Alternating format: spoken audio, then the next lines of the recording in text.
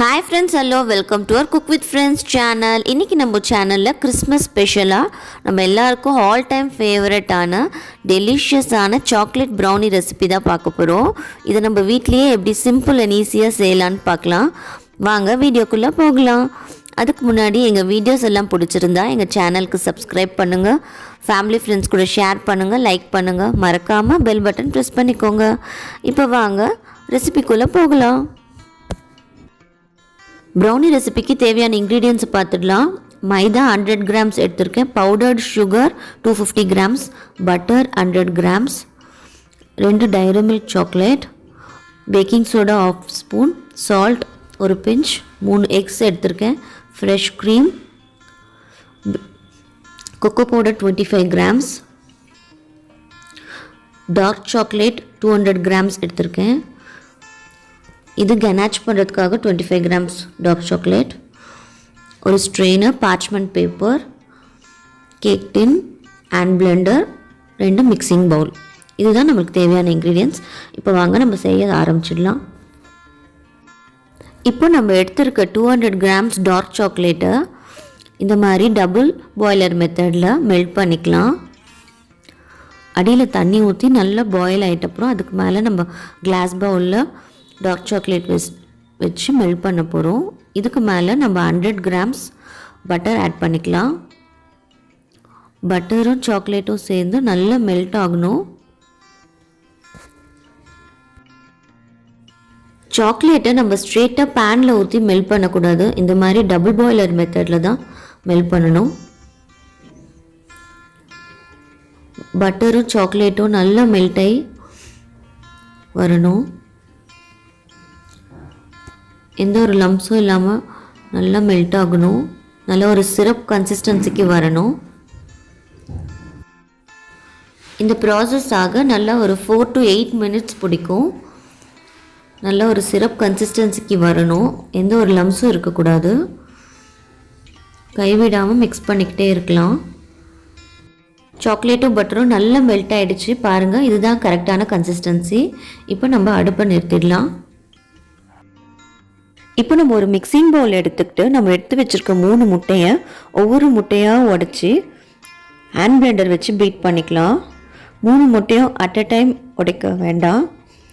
ஒவ்வொரு முட்டையாக உடச்சி கொஞ்சம் கொஞ்சமாக ஹேண்ட் பிளெண்டரில் பீட் பண்ணிட்ட அப்புறம் ஒன்று ஒன்றா ஆட் பண்ணிக்கோங்க. ஹேண்ட் பிளெண்டர் இல்லைன்னா நம்ம நார்மல் விஸ்க் வச்சு கூட நம்ம பீட் பண்ணிக்கலாம். நம்ம 3 முட்டையும் உடைச்சி ஊற்றிட்டோம். கொஞ்சம் நல்லா ஃப்ளஃபினஸ் வர இருக்கும். நல்லா பிளெண்ட் பண்ணிக்கலாம். இப்போ நம்ம பவுடர் பண்ணி வச்சுருந்த சுகரை கொஞ்சம் கொஞ்சமாக ஆட் பண்ணிக்கலாம். நார்மல் கேக்கை விட ப்ரௌனிக்கு கொஞ்சம் சுகர் ஜாஸ்தியாக தேவைப்படும். சுகரும் பட்டரோட லெவலும் கொஞ்சம் ஜாஸ்தியாக இருக்கும். அப்போ தான் நம்மளுக்கு நல்ல ஒரு மாய்ஸ்டான ப்ரௌனி கிடைக்கும். சுகர் எக்கோடு நல்லா மிக்ஸ் ஆகிற அளவுக்கு பிளெண்ட் பண்ணிக்கோங்க. சுகரும் எக்கும் நல்லா மிக்ஸ் ஆகி ஒரு க்ரீமி கன்சிஸ்டன்சி வர வரைக்கும் பீட் பண்ணிக்கலாம். நம்ம மைதா மாவெல்லாம் ஆட் பண்ணுறதுக்கு முன்னாடி நல்லா பீட் பண்ணிவிடுங்க. மைதா மாவை ஆட் பண்ணிட்டப்பறம் ரொம்ப பேட்டரை கலக்கக்கூடாது. இப்போ நம்ம 2 drops vanilla flavour essence add பண்ணிக்கலாம். எக்கோட ஃப்ளேவர் நம்மளுக்கு வராமல் இருக்கும். வெனிலா எசன்ஸ் ஊற்றிட்டப்புறம் ஹேண்ட் பிளெண்டர் வச்சு நல்லா பீட் பண்ணிக்கலாம். நம்மளுக்கு ஒரு ஒயிட்டான ஒரு கன்சிஸ்டன்சி வரும். அதை பீட் பண்ண இதுதான் கரெக்டான கன்சிஸ்டன்சி. நம்ம மெல்ட் பண்ணி வச்சுருந்த டார்க் சாக்லேட்டும் பட்டரும் ஆட் பண்ணிக்கலாம். ஒரு ஸ்பேச்சுலா வச்சு ஈவனாக வைப் பண்ணி எடுத்துக்கலாம். ஒரு ஸ்பேச்சுலா வச்சு நல்லா மிக்ஸ் பண்ணிக்கலாம். பாருங்கள், இந்த சாக்லேட்டி கலரை பார்க்குறப்பவே எவ்வளோ எம்மியாக இருக்குது. ரொம்ப நல்லா இருக்குது மிக்ஸ் பண்ண.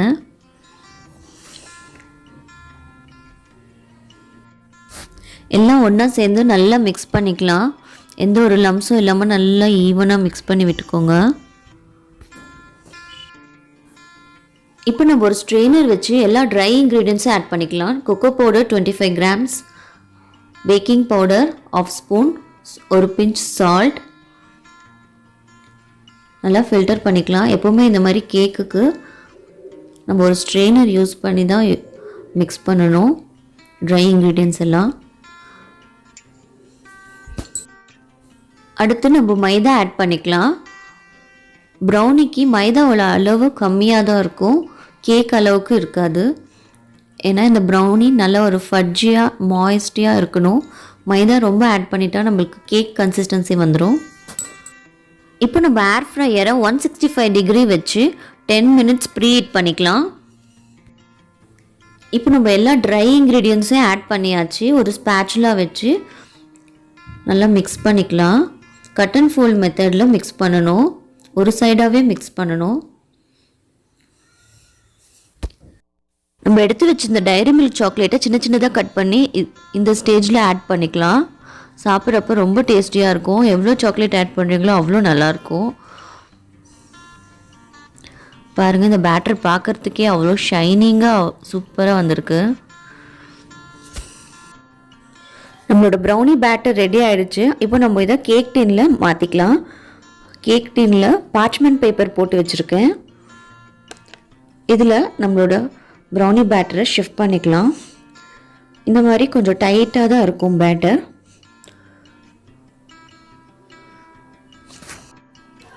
இப்போ நம்ம கேக் டின்னை டேப் பண்ணிக்கலாம். அப்போ தான் கேக் எல்லா சைடும் ஈவனாக இருக்கும். இப்போ நம்ம ஏர் ஃப்ரையரில் வச்சு பேக் பண்ணுறதுனால மேலே ஃபாயில் பேப்பர் வச்சு இந்த மாதிரி க்ளோஸ் பண்ணிக்கலாம். க்ளோஸ் பண்ணிவிட்டு மேலே இந்த மாதிரி ஸ்குவர்ஸ் வச்சு ஹோல்ஸ் போட்டுக்கலாம். ஏர் ஃப்ரையரில் பேக் பண்ணுறதுனால மேலே மட்டும் நம்மளுக்கு சீக்கிரம் பேக் ஆகிடும். அந்த மாதிரி இல்லாமல் ஈவனாக பேக் ஆகிறதுக்காக நம்ம இந்த மாதிரி பண்ணுறோம். நம்ம ப்ரௌனியை 170 டிகிரி செல்சியஸ் வச்சு மொத்தமாக 20 மினிட்ஸ் பேக் பண்ண போகிறோம். ஃபஸ்ட்டு 15 மினிட்ஸ் மேலே ஃபாயில் பேப்பர் வச்சு பேக் பண்ணலாம். அடுத்த 5 மினிட்ஸ் அதை ரிமூவ் பண்ணிவிட்டு பேக் பண்ண போகிறோம். ஏர் ஃப்ரையரை நம்ம ஏற்கனவே 10 மினிட்ஸ் ப்ரீ ஹீட் பண்ணி வச்சுருக்கோம். இப்போ நம்மளோட ப்ரௌனியை உள்ளே வச்சுட்டு 15 மினிட்ஸ் பேக் பண்ணிக்கலாம். லாஸ்ட் 5 மினிட்ஸ் நம்ம ஃபாயில் பேப்பர் ரிமூவ் பண்ணிவிட்டு பேக் பண்ண போகிறோம். 170 டிகிரி செல்சியஸில் வச்சுருக்கேன். இப்போ நம்ம ப்ரௌனி மேலே டாப்பிங் பண்ணுறதுக்காக சாக்லேட் கனாச் ரெடி பண்ணிக்கலாம். நம்ம எடுத்து வச்சுருக்க 25 கிராம்ஸ் டார்க் சாக்லேட்டை டபுள் பாய்லர் மெத்தடில் வச்சுட்டு அது கூட ஃப்ரெஷ் க்ரீம் ஆட் பண்ணிக்க போகிறோம். 2 ஸ்பூன்ஸ் அளவு ஃப்ரெஷ் க்ரீம் போட்டிருக்கேன். 25 கிராம்ஸ் சாக்லேட். இப்போ இது ரெண்டும் நல்லா மிக்ஸ் ஆகி நல்லா மெல்ட் ஆகி வரணும். நல்லா மெல்ட் ஆகிடுச்சு. இன்னும் கொஞ்சம் ஒரு 2 மினிட்ஸ் மெல்ட் ஆகணும். கொஞ்சம் லிக்விடான கன்சிஸ்டன்சிக்கு வரணும். பாருங்கள், சாக்லேட் பார்க்கவே எம்மியாக இருக்குது. நம்மளோட சாக்லேட் கனாச் ரெடி ஆகிடுச்சு. நம்மளோட எம்மியான சாக்லேட் ப்ரௌனி ரெடி ஆகிடுச்சு. உள்ளே நல்லா பேக் ஆகிருக்கா நம்ம இந்த மாதிரி ஸ்க்யூஸ் வச்சு செக் பண்ணிக்கலாம். உள்ளே நல்லா பேக் ஆகிடுச்சு. நம்மளோட ப்ரௌனி மொத்தமாக ஒரு 20 மினிட்ஸ் பேக் ஆச்சு 170 டிகிரி செல்சியஸில். நம்ம ஒரு 2 ஹவர்ஸ் நல்லா கூல் பண்ணிட்டோம். இப்போ நம்ம ப்ரௌனியை எந்த ஷேப்பில் வேணுமோ அப்படி கட் பண்ண ஆரம்பிக்கலாம். நம்மளோட ப்ரௌனி பர்ஃபெக்டாக வந்திருக்கு. பாருங்கள், மேலே கிராக் டாப்போட நடுவில் நல்ல ஒரு மாய்ஸ்டாக ஃபட்ஜியாக இருக்குது. பார்க்கவே ரொம்ப எம்மியாக இருக்குது ப்ரௌனி. எல்லாரோட ஆல் டைம் ஃபேவரட்டாக இருக்கும் இந்த ப்ரௌனி.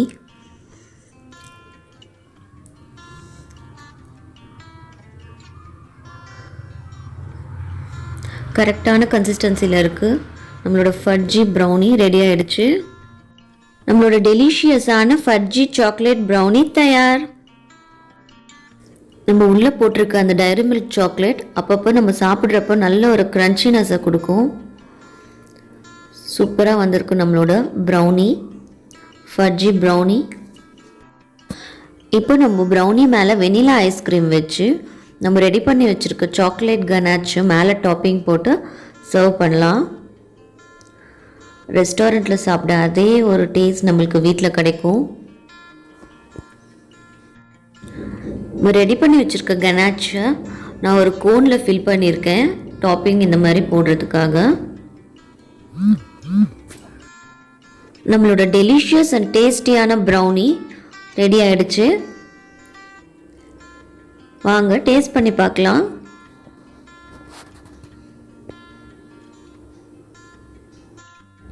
நல்லா எம்மி அண்ட் டேஸ்டியாக வந்திருக்கு நம்மளோட சாக்லேட் ஃபட்ஜி ப்ரௌனி. நீங்களும் கண்டிப்பாக இதை வீட்டில் ட்ரை பண்ணி பாருங்கள். இந்த கிறிஸ்மஸ்க்கு சாக்லேட் ஃபட்ஜி ப்ரௌனி வீட்டில் செஞ்சு சாப்பிட்டு என்ஜாய் பண்ணுங்கள். அனைவருக்கும் மேரி கிறிஸ்மஸ். அடுத்து ஒரு நல்ல ரெசிபியோடு உங்களை மீட் பண்ணுறேன். தேங்க்யூ.